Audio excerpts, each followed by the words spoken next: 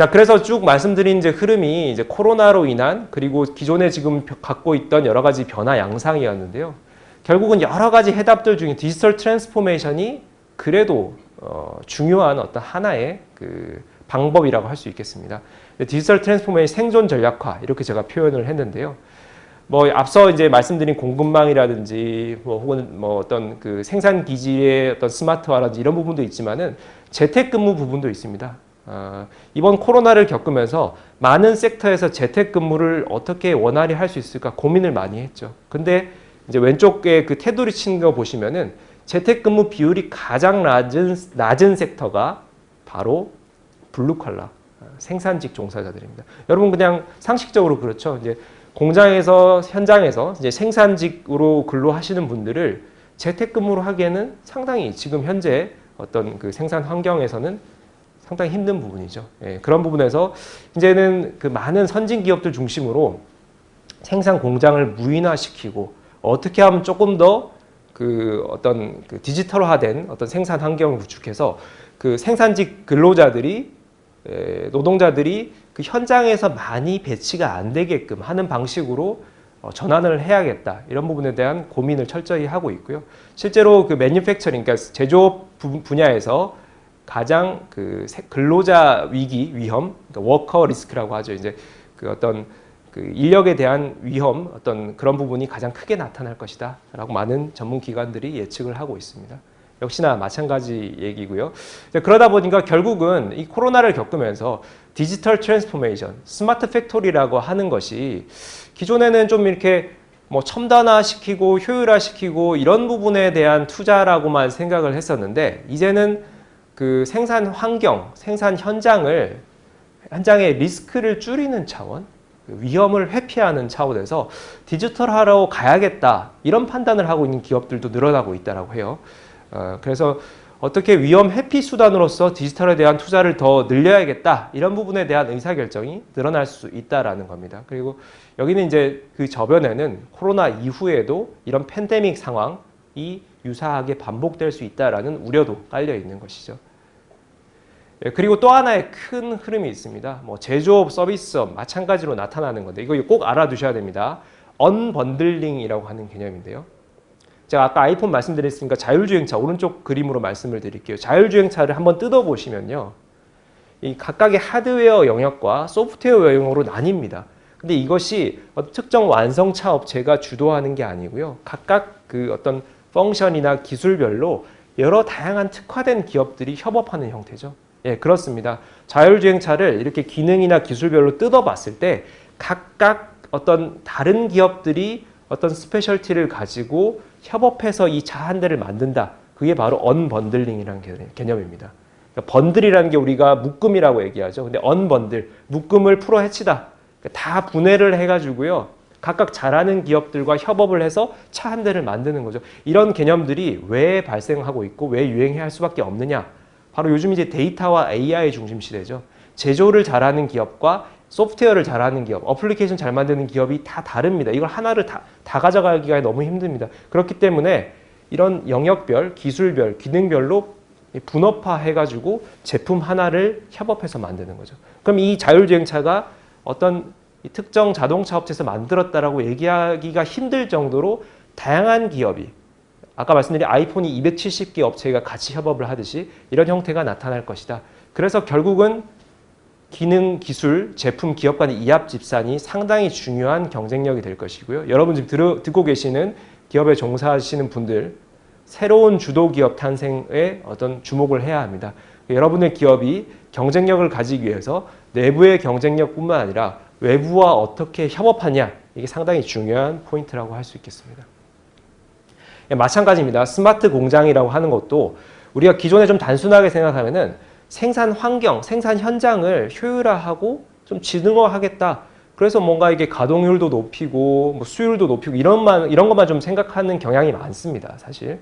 그런데 사실 그렇게 보시면 안 되고요. 그렇게 돼 보시면은 ROI가 나오지 않습니다. 뭐 10억, 100억 투자해가지고 스마트 공장 바꿔놔도 그게 생산 효율이 1% 올라가고 0.1% 올라가고 그게 ROI가 크게 나오지가 않거든요. 그럼 어떤 관점으로 보셔야 되느냐? 스마트 공장을 투자했을 때 생산의 데이터를 수집을 해가지고요.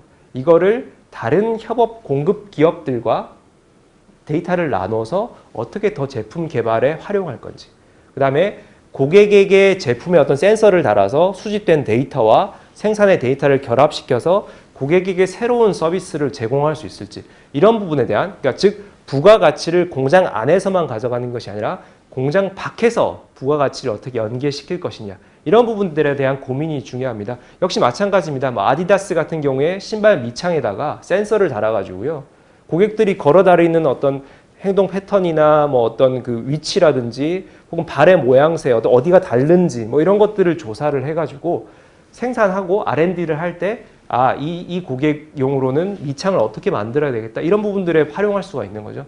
결국 데이터라는 것이 제품과 생산 과정과 혹은 공급 사슬에 전반적으로 연결할 수 있는 핵심 어떤 그 매개체가 된다라는 거죠. 이런 부분에서 생산 현장의 스마트화를 공장 안에서만 보면 안 된다, 공장 밖으로 연계하는 관점에서 살펴볼 필요가 있다는 겁니다. 이렇게 데이터 중심으로 우리가 제조업을 업그레이드 시키고 결국 디지털 트랜스포메이션을 시키다 보면요, 기업 내부의 거버넌스나 문화도 바뀔 수가 있습니다.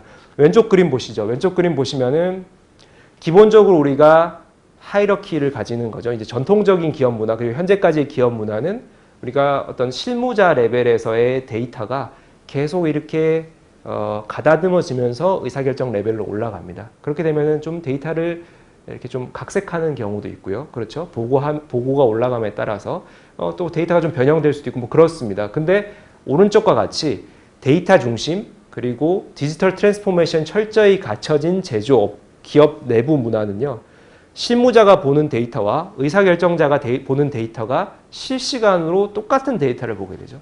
이렇게 되면은 물론 어떤 보고 체계나 이런 것들은 많이 바뀌어야 합니다. 다만 어떤 의사결정의 원격화, 실시간화, 수평적 구조, 이런 것들이 기업의 문화조차도 많이 바꿔놓을 수 있고, 분명히 합리적인 의사결정을 하고 좀 더 빠르게 혁신적인 어떤 판단을 하는 데는 훨씬 더 이점이 있는 어떤 환경이라고 할 수 있겠습니다. 즉 전통적으로 우리가 탑다운 방식으로 모든 업무가 진행이 됐다면은 이제는 바텀업 혹은 멀티 디멘전, 다양한 데이터를 실시간으로 살펴보면서 종합적으로 판단할 수 있는 어떤 그런 문화가 구축될 수 있을 것이다. 이렇게 좀 하나 이제 미래를 예측을 드리도록 하겠습니다. 제가 이제 하노버 메세라는 독일의 그 독일에서 개최되는 세계 최대 제조업 박람회 매년 다녀오고 있는데요. 지난 2018년, 19년에 제가 직접 찍어온 사진입니다.